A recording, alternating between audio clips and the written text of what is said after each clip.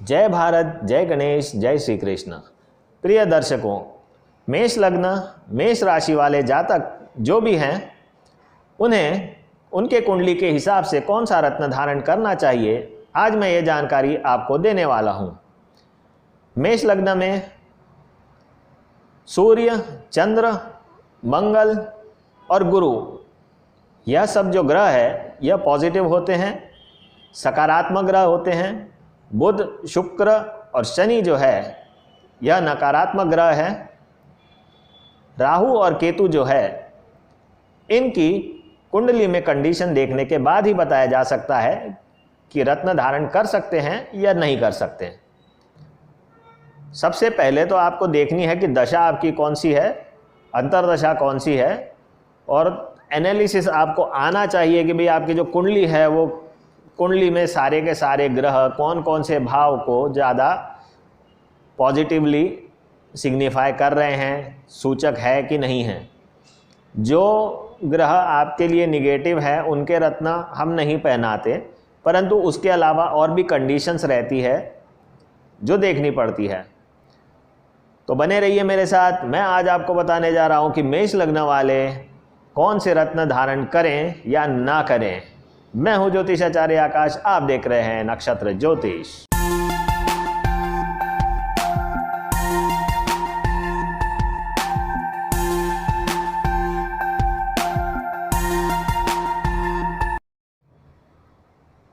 मेष लग्न में प्रथम भाव का स्वामी और अष्टम भाव का स्वामी हो जाता है मंगल।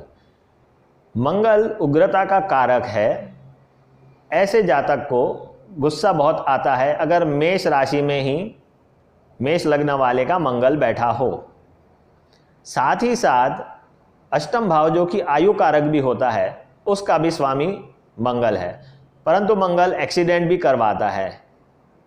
तो प्रथम और अष्टम भाव का स्वामी मंगल होकर के किस राशि किस नक्षत्र में बैठा होगा वह ज्ञात करना आवश्यक है। तो हम बात करेंगे सबसे पहले कि मंगल का रत्न मूंगा आपको धारण करना चाहिए, मेष राशि या मेष लग्न वालों को धारण करना चाहिए कि नहीं करना चाहिए। तो मेष राशि वाले या मेष लग्न वाले मूंगा रत्न तभी धारण करें जब मंगल जो है वह सूर्य के नक्षत्र में, गुरु के नक्षत्र में या चंद्रमा के नक्षत्र में हो, तभी धारण करें। अब ये कंडीशन पूरी कुंडली देखकर ही पता चल सकती है। इसके अलावा प्लेसमेंट देखना बहुत जरूरी है, कौन से भाव में है। अगर मंगल त्रिकोण भाव में बैठा हुआ है, पंचम और नवम में, केंद्र में भी बैठा है, तो भाई चतुर्थ में कर्क राशि आ जाएगी, उसमें गुरु, बुध और शनि का नक्षत्र रहेगा। तो उसमें से भी गुरु का नक्षत्र जो है वो बेटर है, बेटर रिजल्ट देने वाला है। बुध और शनि के जो रिजल्ट रहेंगे वो कहीं ना कहीं निगेटिव रहेंगे। तो त्रिकोण के रत्न या फिर त्रिकोण के जो स्वामी हैं उनके नक्षत्र में अगर मंगल बैठा होगा तो आप मूंगा बिल्कुल धारण कर सकते हैं। एक बार फिर समझ लीजिए मेरी बात को। मैंने क्या कहा है कि चंद्रमा के नक्षत्र में, सूर्य के नक्षत्र में, गुरु के नक्षत्र में अगर मंगल बैठा होगा तो आप मूंगा रत्न धारण कर सकते हैं। साथ ही साथ अगर मंगल स्वराशि या स्व नक्षत्र में भी बैठा हो तो भी धारण कर सकते हैं। इसके बाद हम बात करते हैं शुक्र का रत्न हीरा। शुक्र वैसे भी मारक भाव का स्वामी हो जाता है मेष लग्न में। तो मेष लग्न में अगर किसी का विवाह वगैरह नहीं हो रहा है या पॉपुलैरिटी कम हो रही है, गुस्सा बहुत ज़्यादा आ रहा है, तो उन्हें हीरा नहीं पहनना चाहिए। एक चीज़ तो ध्यान रखें, अगर शुक्र की दशा चलेगी तो बिल्कुल ही नहीं पहनना है। प्लेसमेंट जरूर देखना पड़ेगा शुक्र का और कैसा है। 6, 8, 12 जो भाव होते हैं ये वाकई में बेकार भाव होते हैं एस्ट्रोलॉजिकली, चाहे आप वैदिक में मानो या फिर आप केपी ज्योतिष में मानो। तो इसमें अगर कोई सा भी ग्रह बैठा है तो उसका रत्न सोच समझ के धारण करना चाहिए। तो मैं ये कहूँगा कि हीरा जो रत्न है वो धारण नहीं करना चाहिए मेष लग्न या मेष राशि वालों को, भले ही उनकी शुक्र की दशा चल रही हो। उन्हें उपरत्न फिरोजा पहन लेना चाहिए।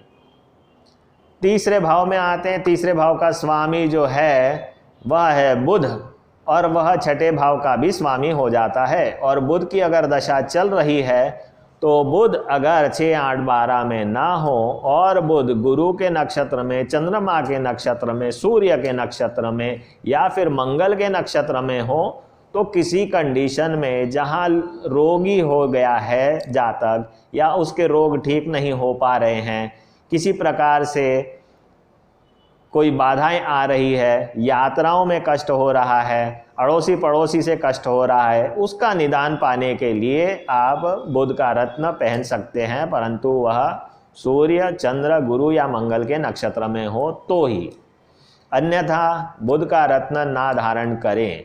अब आते हैं चतुर्थ भाव पे। चतुर्थ भाव का स्वामी हो जाता है चंद्रमा। चंद्रमा अगर 6, 8 और 12 में नहीं है, त्रिकोण में है और केंद्र में है, तो आप बिल्कुल मोती रत्न धारण कर सकते हैं, क्योंकि मेष लग्न वालों को थोड़ा सा एग्रेशन रहता है, उनमें ईगो रहता है या समस्याएं रहती हैं उनके साथ, किसी की बात एकदम से नहीं मानते हैं, अपनी बात थोड़ी सी ज़्यादा चलाने की सोचते हैं, तो उनको जो सांसारिक सुख जो मिलेगा, क्योंकि चतुर्थ भाव हमारा सुख का भी भाव है, तो इसलिए मोती रत्न बिल्कुल आप धारण कर सकते हैं। मोती रत्न से गुस्सा थोड़ा सा कम ही होगा, दिक्कतें नहीं आएंगी, सुख ज़्यादा मिलेगा।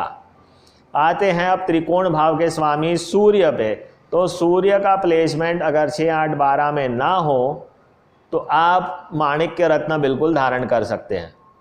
माणिक्य रत्न बहुत अच्छी क्वालिटी का आता है, मोज़ैम्बिक का आते हैं, मेडागास्कर का आते हैं, बर्मा के भी आते हैं, पर ओल्ड बर्मा सबसे बेस्ट रहते हैं, पर वह आम लोगों के हिसाब से बहुत ज़्यादा कॉस्टली है। 1-1.5 लाख रुपए कैरेट आता है, तो यह बहुत ही ज़्यादा महंगा हो जाता है।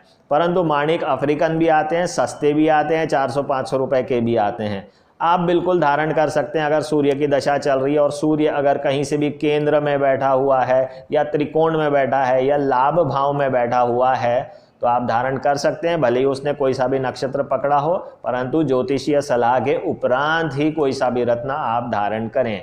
अब आते हैं वापिस अपन छठवें भाव पे। तो छठवें भाव का स्वामी बुध हो जाता है। मैंने पहले ही बताया कि बुध का रत्न केवल कुछ कंडीशन में धारण कर सकते हैं, हमेशा नहीं पहना जा सकता। आते हैं फिर शुक्र की राशि तुला। तुला में भी मतलब वही मारक हो जाएगा। तो मैंने जो बात कही है पहले कि भाई द्वितीय और सप्तम भाव का मालिक हो जाता है शुक्र, तो हीरा रत्न धारण नहीं करना चाहिए, फिरोजा धारण कर सकते हैं, क्योंकि फिरोजा रत्न के कोई दुष्प्रभाव नहीं है। ओपल भी धारण कर सकते हैं, ओपल कॉस्टली आता है, फिरोजा थोड़ा मीडियम रेंज में आ जाता है, आप लोग ले सकते हैं।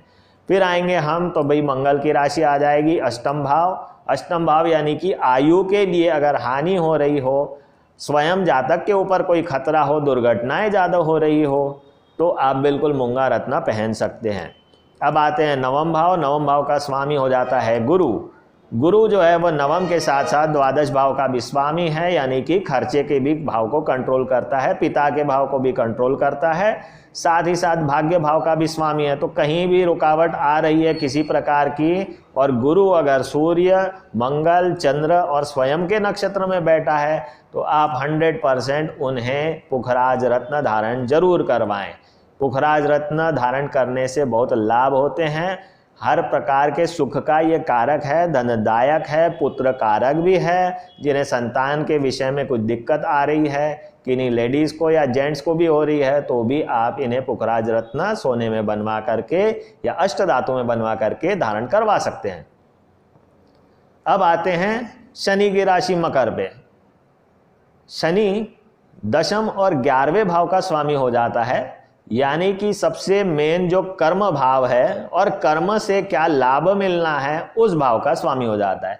अब मेष लग्न या मेष राशि वालों की शनि की दशा चल रही हो और शनि 6, 8, 12 भाव में नहीं बैठा हो, और साथ ही साथ शनि सूर्य के नक्षत्र में, गुरु के नक्षत्र में या स्वयं मंगल के नक्षत्र में बैठा हो, मंगल के नक्षत्र में अष्टम का स्वामी भी हो जाता है, इसलिए थोड़ा सा सोच समझ के धारण करना है। परंतु अगर सूर्य के नक्षत्र में और गुरु के नक्षत्र में हो तो आप नीलम पहना सकते हैं। नीलम पहनने की कोई कंडीशन होती है, वो ध्यान रखें, आप एकदम से ना धारण करें, उसे पहले टेस्ट करें।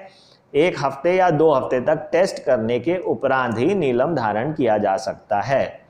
अब आते हैं फिर द्वादश भाव का स्वामी जो कि गुरु है। तो गुरु के बारे में मैं पहले ही आपको बता चुका हूं कि इसका रत्न धारण कर सकते हैं, पर कुछ कंडीशन में। आपके मन में कोई भी प्रश्न उठ रहा हो तो आप मुझसे संपर्क कर सकते हैं, मेरा नंबर दिया गया है। आप स्वयं मुझसे मिल सकते हैं मेरे भोपाल ऑफिस में आकर के। और आपको रत्न के बारे में भी जो जानकारी चाहिए या रुद्राक्ष के बारे में जानकारी चाहिए या आपको अपनी कुंडली का एनालिसिस करवाना है, तो सारी जानकारियाँ इस वीडियो पे मैंने दे के रखी है। डिस्क्रिप्शन में भी आप देख सकते हैं, मेरा वेबसाइट है, मेरे मोबाइल नंबर है, व्हाट्सएप नंबर है, तो आप मुझसे संपर्क कर सकते हैं। तो आज के लिए इतना ही। प्रिय दर्शकों, जय भारत, जय गणेश, जय श्री कृष्ण।